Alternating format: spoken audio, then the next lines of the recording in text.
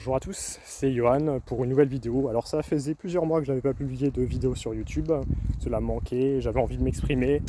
Euh, il est vrai que j'avais promis en fait de faire une suite à la vidéo du mois de juillet que j'avais tournée au sujet de la maladie de Lyme et des maladies vectorielles, fièvre récurrente, etc. qui sévissent avec une ampleur assez conséquente et qui est assez silencieuse et je trouve cela un peu stupide.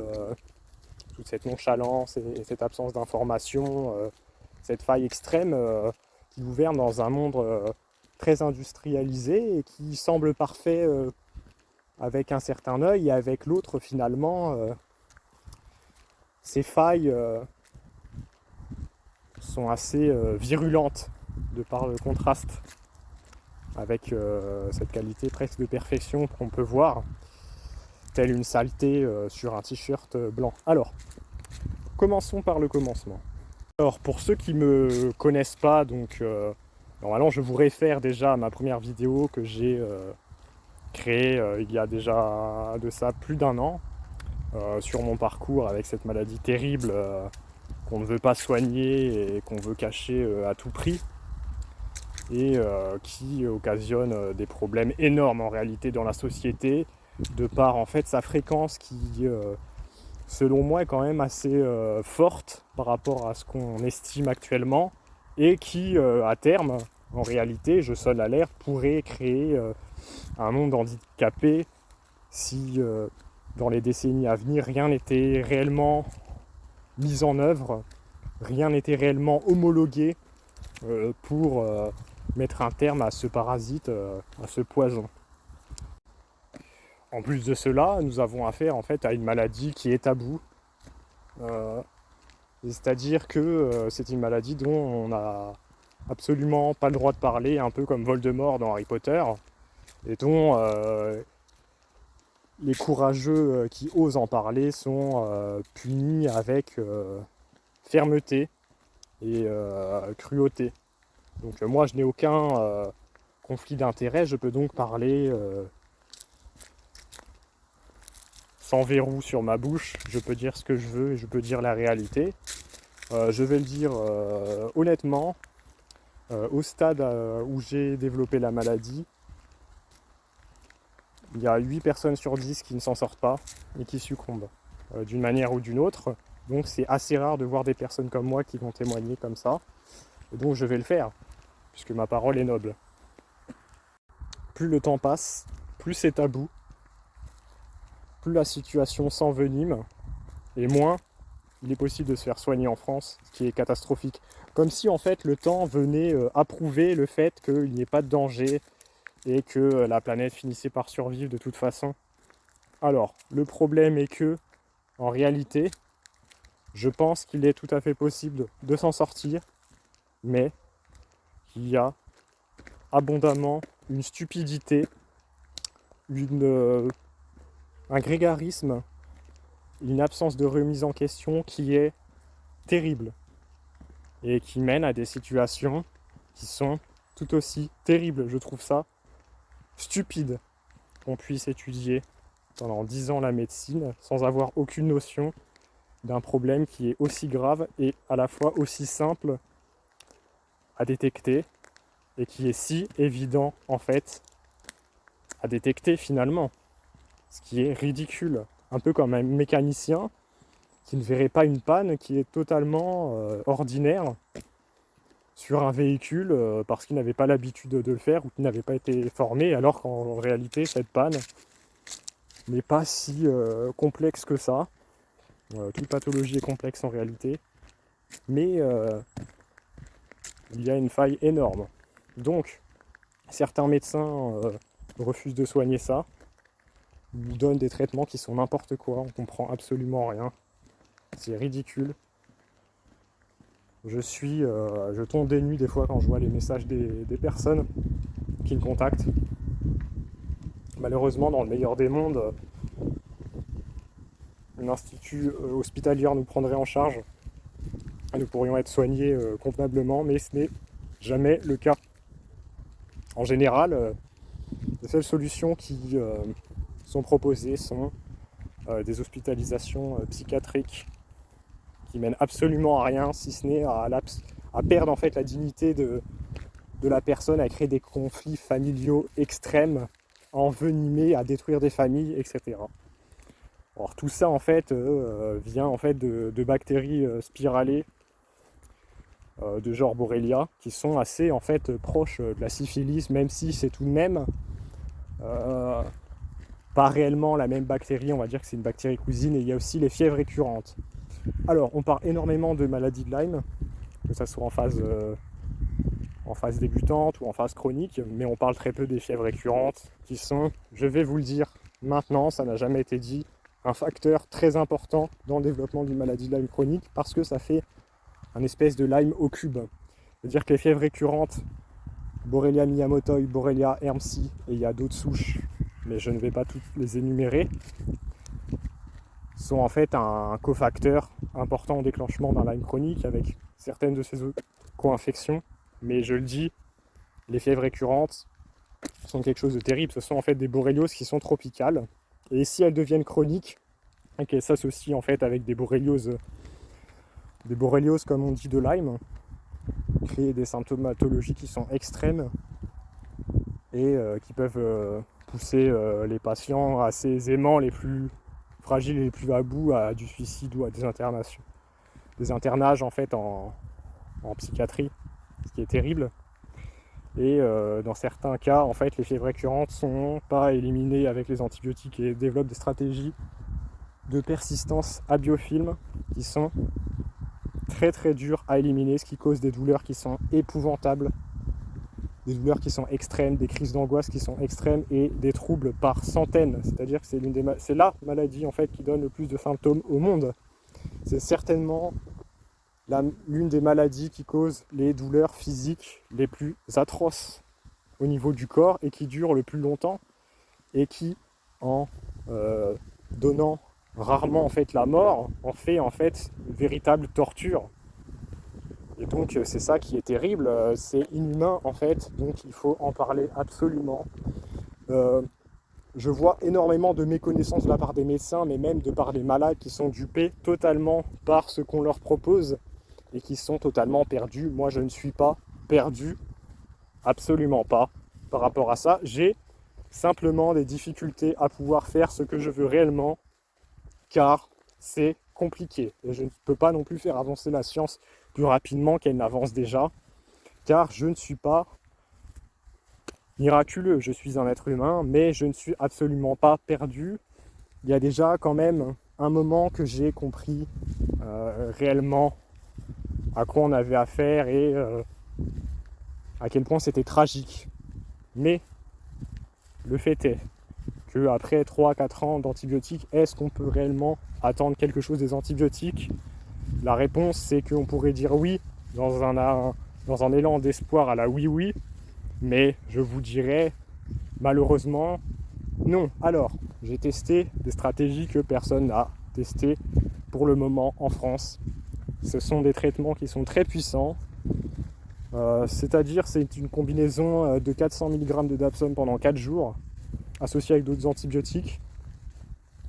Et ces 4 jours, on arrête un mois et on reprend un mois. On fait ça 3 fois, je l'ai fait. C'est un médicament qui est très dangereux, un antilépreux qui donne des méthémoglobinémies qui peuvent être sévères, c'est-à-dire un problème d'oxygénation et qui dérègle totalement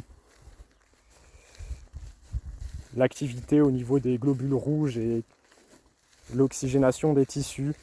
C'est assez complexe à vous expliquer en réalité, mais ça dérègle pas mal de choses en rapport avec le sang et avec l'oxygénation en général dans le corps, du fait en fait de son aspect hémotoxique. Alors, je veux quand même que cette vidéo soit compréhensible par tout le monde, c'est pour ça que j'évite de rentrer trop dans les détails par rapport à certaines choses. Donc ce traitement-là m'a procuré ce qu'on appelle des réactions de Herx qui sont assez fortes, assez désagréables et qui rendent très malade. Ce sont des réactions en fait d'exacerbation des symptômes. En attaquant le spirochète, en fait, il libère des toxines et par stratégie de survie, en fait, il libère ces toxines et de par sa lyse aussi, parfois aussi, crée une réaction d'Alzheimer. C'est très complexe Et c'est à la fois pas toujours juste d'un point de vue scientifique. On imagine parfois que l'inflammation serait d'ordre immunitaire, mais pas toujours, hein. Ça peut être de l'endotoxine, bien qu'en réalité, l'endotoxine par Borrelia n'a pas été encore à ce jour réellement prouvée. Mais c'est une théorie qui est totalement plausible. Donc ce traitement, même s'il m'a fait du bien, ne m'a pas totalement guéri, puisque je me suis rendu compte en faisant des tests précis américains, parce que je commence à connaître très très bien le milieu, je me suis rendu compte que j'avais des souches récurrentes, une souche à Borrelia hermsii qui est très vilaine. Très vilaine. On ne parle que de Borrelia burgdorferi, la maladie de Lyme. On en parle déjà très mal. Alors imaginez-vous comment on peut parler mal d'une maladie qui n'est pas la maladie de Lyme, mais qui est une maladie cousine de la maladie de Lyme, qui s'associe à la maladie de Lyme. Imaginez-vous. Déjà, il y a un tel retard, imaginez-vous le retard avec ça. Donc c'est un pathogène, un spirochète légèrement plus long, qui donne une symptomatologie assez apparente, mais c'est une maladie plus tropicale. Et c'est assez décrit que ça donne des fièvres cycliques, mais pas tous les sujets en fait créent de la fièvre avec cette maladie. Tous les sujets sont différents et les immunités sont différentes totalement aussi. Alors, ce pathogène en fait est assez destructeur pour le système gastro-intestinal, pour le cerveau d'un point de vue neurologique catastrophique et pour aussi les os. J'ai eu fracture il y a 1 an à l'humérus. Je trouve que cette fracture est arrivée un peu vite et que ce genre de fracture n'arrive pas aussi vite chez un individu sain. J'ai des douleurs osseuses qui sont atroces au niveau des articulations. Ce pathogène empêche totalement la calcification correcte de l'os de manière sournoise et fragilise bien sûr les os jusqu'à provoquer une fracture un jour au moment d'un choc.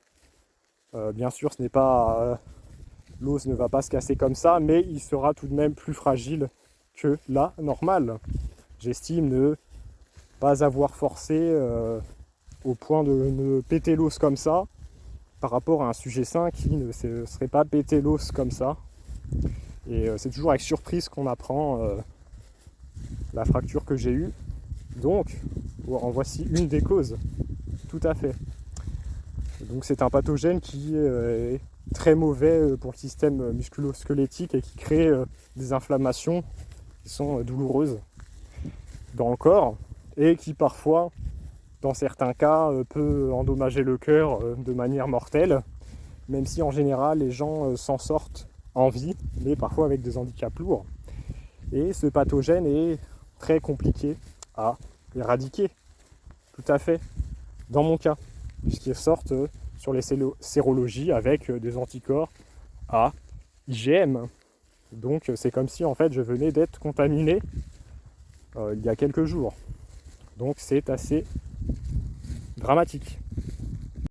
Je me suis donc davantage penché en fait sur des traitements qui sont assez méconnus en France, mais qui sont tout de même intéressants et qui sont d'un point de vue avancé scientifique les plus prometteurs tout simplement par ces pathogènes qui sont très résistants aux antibiotiques, aux antiparasitaires et qui nous font mener la vie un enfer.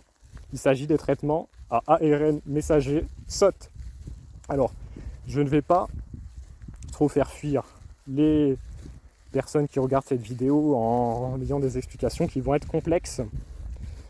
C'est tout simplement un traitement génique qui va en fait empêcher la bactérie de se répliquer avec un gène précis de ce pathogène qui va être trouvé en fait par le laboratoire spécialisé dans cette thérapie. C'est un traitement qui est donc personnel et qui peut, avec quelques détails, peut faire penser à un espèce de vaccin très sophistiqué et de très très grande qualité, entre guillemets, puisque ce n'est pas réellement pareil, mais on a pu entendre parler dans la presse récemment du vaccin ARN messager. Donc c'est pour ça que je mentionne ça, pour que les personnes puissent comprendre à peu près. Mais ce traitement SOT, en fait, peut empêcher en fait la réplication du germe et donc entraîner sa lyse, c'est-à-dire la mort des pathogènes directement avec ce SOT. Et donc je suis en contact souvent avec des microbiologistes qui sont donc experts des pathogènes de ce type et des traitements en tout genre. Et c'est vrai qu'il a été validé par ces brillants scientifiques que ce genre de traitement était totalement cohérent par rapport à la maladie que c'était, et que c'était mal connu tout à fait. Et donc malheureusement avec ces traitements, en France c'est très peu praticable. Il faut aller à l'étranger, en Allemagne, en Pologne. Et donc c'est ce que j'ai choisi de faire, j'ai déjà fait. J'ai déjà fait un SOT pour Borrelia burgdorferi, la souche principale de la maladie de Lyme que j'ai. Et je vais faire là, au moment où vous voyez cette vidéo, je l'ai sûrement fait. Ici en France, j'ai reçu le SOT chez moi et je vais me le faire injecter tout à fait. Et donc ce genre de traitement reste 6 mois dans le corps et il faut ensuite contrôler via des sérologies pour voir en fait où en est le pathogène dans le corps et surtout la réponse immunitaire de la personne, c'est-à-dire moi. Donc voilà. Donc je souhaite réellement que pour ces années à venir, il y ait des avancées réelles, mais surtout des prises de conscience qui permettront aux personnes qui subissent ces maladies-là d'être reconnues. Et surtout, quand je vois que les personnes qui ont cette pathologie et qui sont sévèrement malades, qui ne peuvent pas travailler à cause de leur douleur et de leur état, ne sont même pas reconnus comme handicapés et perçoivent seulement le RSA et parfois sont à la rue. Je suis sûr qu'il y a des personnes qui sont morts à la rue parce qu'ils avaient ça, qui n'ont pas été reconnus, pas soignés à leur juste valeur, ce qui est dégueulasse. Et également les personnes qu'on met en psychiatrie parce que les gens sont cons, les gens sont idiots, tel est le monde, telle est la vie, telle est notre époque. C'était Johan Ferreira pour un deuxième épisode consacré à cette terrible maladie. Gardez espoir, je vous souhaite le meilleur.